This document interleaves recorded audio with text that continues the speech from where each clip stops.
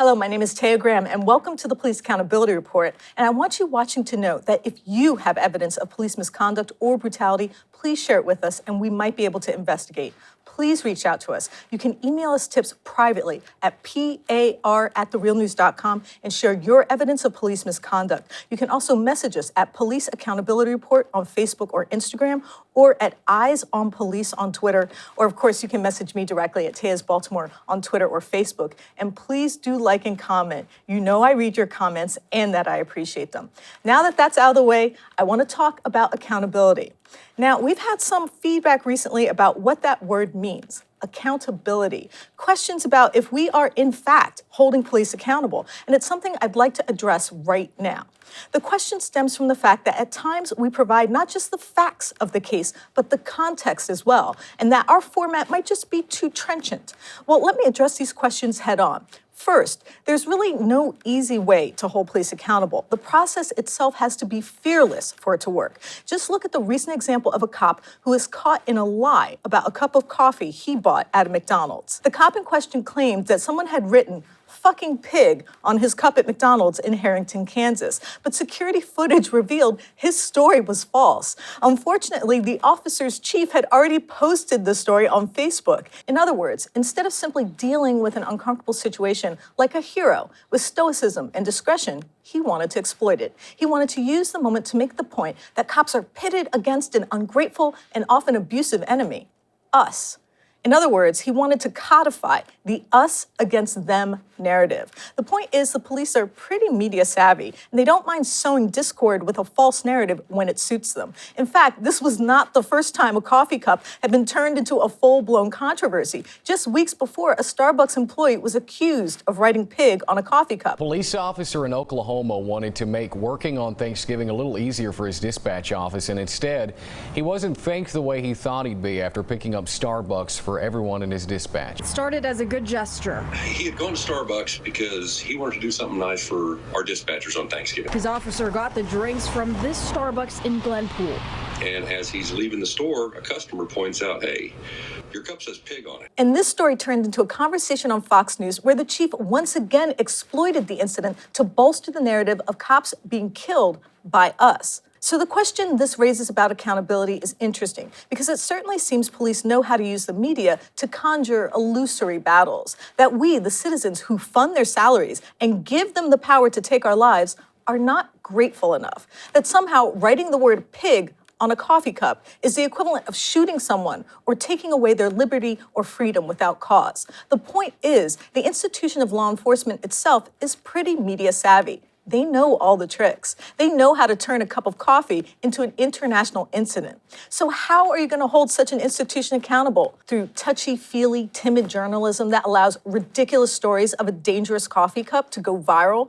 Hardly. We're going to be tough and hard-nosed and ask vexing questions, all while making the points the mainstream media is afraid to touch. And that brings me to my second point. The only tool that the media has to counter police rhetoric with is facts. And the way we obtain facts is through the process of reporting and investigation. When the first Coffeegate hit, we didn't just surf the internet. We sought first to uncover the facts. And one fact that we were able to shed light on is the still unresolved question about the first claim of "pig" written on a cup. Apparently, Starbucks turned over video from inside the store, according to a representative from Starbucks. And since then, the chief has removed the post about the coffee cups and has not returned our calls for comment.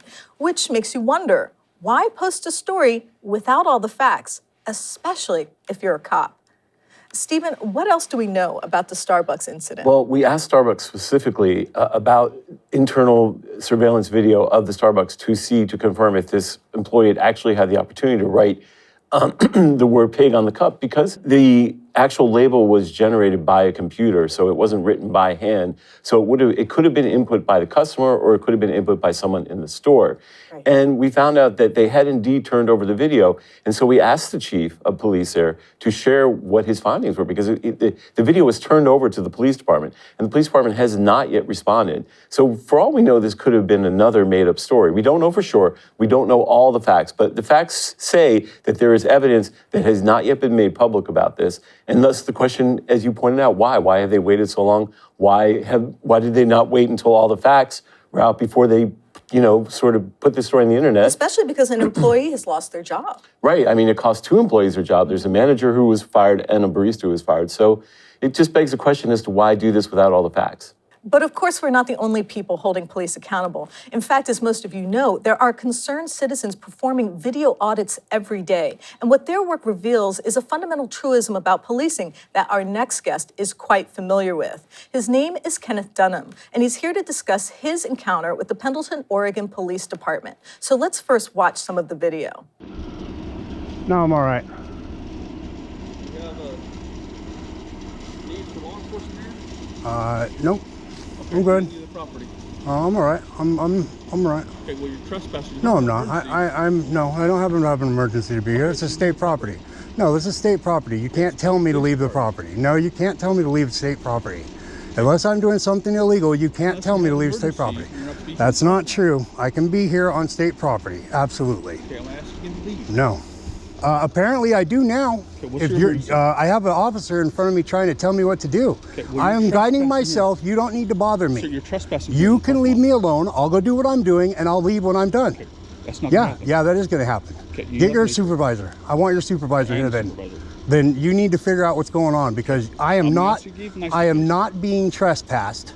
I have done are. nothing wrong. This is I have the done problem. nothing illegal. Are you detaining me right now? Yes. You're okay. For what? You're trespassing. For what? Sure. No, I'm not trespassing. I've never been warned to trespass from this place. No.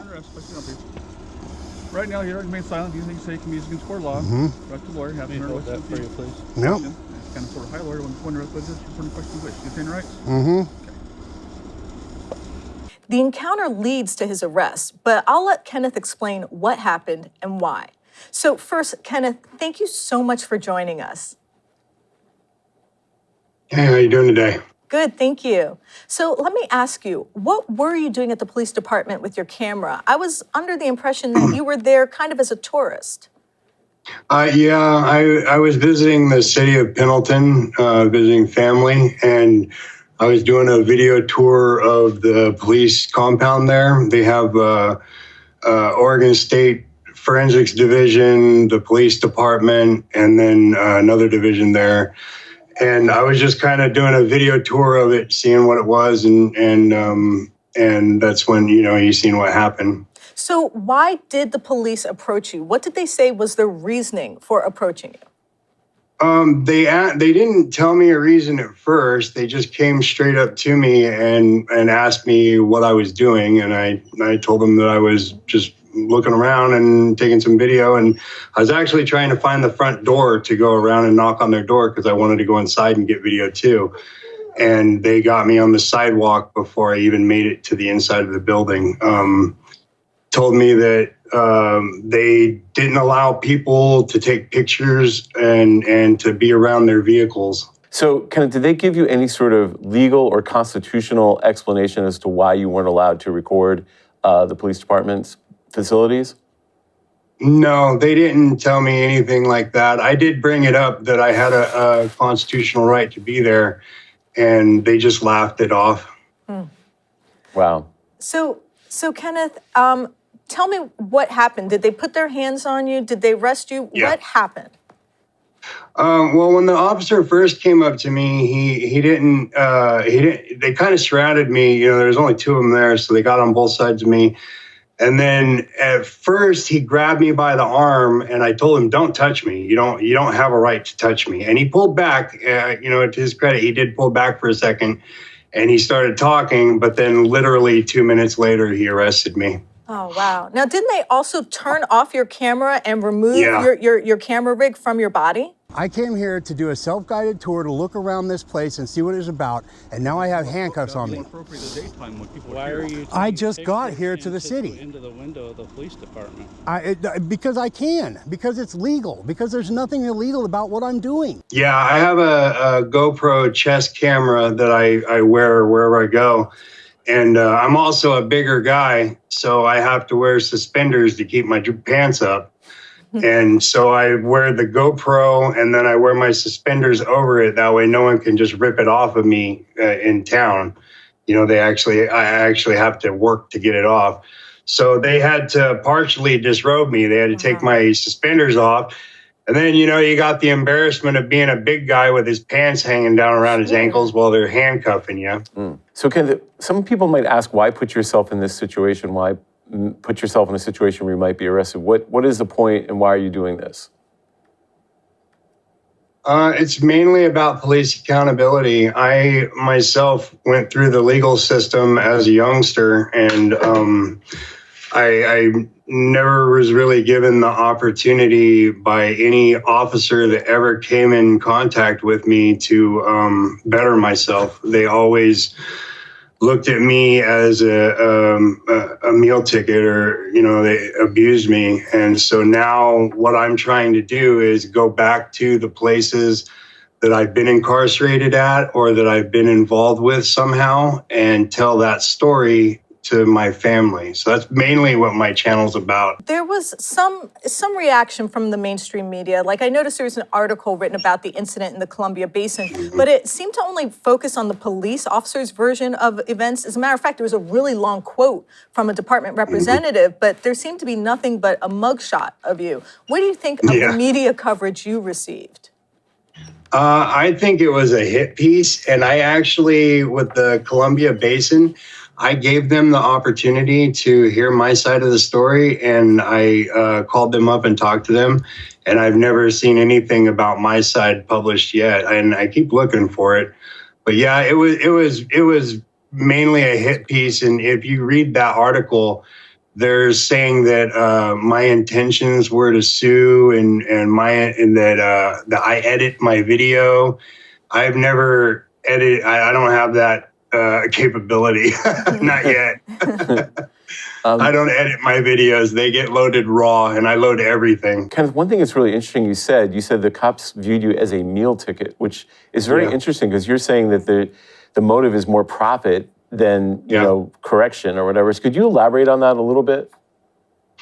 Yeah, well, anytime I got into trouble as a youngster, I mean, I did do things wrong, of course, but there's always a way to help someone out. There's always a way to show them a better way. And rather than ever being shown the better way, they only took money from me or incarcerated me longer. And then later on in life, I found out that they made money every time I was incarcerated, So it's a money-making scheme. They try and, like where I am from, Washington County, they try and charge you with as many crimes as possible on anything they catch you with so that they can plea you down and then give you as much restitution and payments as possible. So they get you on any little thing, and they give you as much probation and money as they can get out of you. So, Kenneth, let me ask you one last question. After the arrest and some of the media attention that you've received, has anyone from the Pendleton department reached out to you? Has anyone apologized to you for inconveniencing you like this? I mean, haven't you had to pay money out of pocket for bail or possibly for legal representation? Has anyone reached out to you to try to help you? No, they haven't contacted me at all. And yeah, as far as the money it's costed I live actually 4 hours away from where I was arrested. And the night I was arrested, we didn't expect me to be arrested. So I had to wait for my daughter to get off of work, and then she bailed me out. And, it's like I have to go back to court on the 22nd. So no one's reached out and talked to me at all. I think they're hoping that I either won't show up for court so they can go ahead and charge me, or they're hoping that I'm not intelligent enough to fight this. So yeah, nobody's contacted me or tried to help in any way. It's just been me and my family. So, Stephen, what I find interesting about this story is that the police surveil us all the time, but seem to feel really uncomfortable when they're surveilled at all. Well, yeah, we just had an incident where we were just shooting B-roll video of the Juvenile Justice Center here in Baltimore, a public building, a jail no less. We were out on the sidewalk and we had a police officer approach us and say that we had to leave, that we couldn't film the building, which is just bizarre because it's taxpayer funded and it's also, a public building, a facility that houses people whose freedom has been taken by the state, and yet we were told that we had to leave. So you can see that I mean, all we were doing was shooting the exteriors. We weren't shooting people going in or anything. So you can see how touchy they are about any sort of scrutiny of them, as opposed to scrutinizing us. So it is a big problem. It's something we have to continue to defend, our ability to report. Speaking truth to power is not easy, and holding the politically powerful institution of police accountable takes a collective effort. I don't have a gun or a badge, and I don't have the power to take away someone's freedom or life, but I do have the right to speak freely about the behavior of public officials, a right which allows me to dig up the facts and convey them to you. And it is that right which this show is created to protect, the right to go on camera and call cops out for questionable behavior, and the right that our guests exercise to turn the cameras around on the people who watch us. You might wonder, why is this important? What's the big deal? Why do I care if someone can point a camera at someone in a uniform? Think about the story Stephen just told us. A cop said he could not stand on public property, paid for by us, and take pictures of a public building, paid for by us. Even more alarming, a building that facilitates the deprivation of freedom, a jail that the government deems should be off limits to citizen scrutiny, should, in a sense, be a secret. And sure, no one likes to be surveilled, but the government doesn't apologize for watching us, nor does Facebook, Google, and the other internet giants. In fact, we, the people, are under constant surveillance by both the government and corporate America. Why is it such a big deal when we do it to them? And that's one of the most critical points in the process of auditing that our guest undertook elicits. It exposes the rank hypocrisy of this country's most powerful institutions, that they can watch us, but not the other way around. Rest assured, the Police Accountability Report is and will continue to ignore their demand that we stop, because that's our right and we will defend it. And that's why we need your help. We can't do it without you sharing your evidence with us and with you sharing our investigations to shame them into accountability. Remember, if you have evidence of police misconduct, please email it to us privately at par@therealnews.com, and please like, share, and comment on our video. It helps us get our evidence and investigations out there. We can do this, and we can get justice and accountability if we keep working together. And I want to thank you for your help in this effort. I'd also like to thank my co-host, Stephen Janis, for his invaluable reporting and research. And of course, my guest, Kenneth Dunham, for speaking with us about his experiences in Oregon today. Kenneth, thank you so much for joining us. Thank you for having me. My name is Taya Graham, and I would like to thank you for watching the Police Accountability Report. Please be safe out there.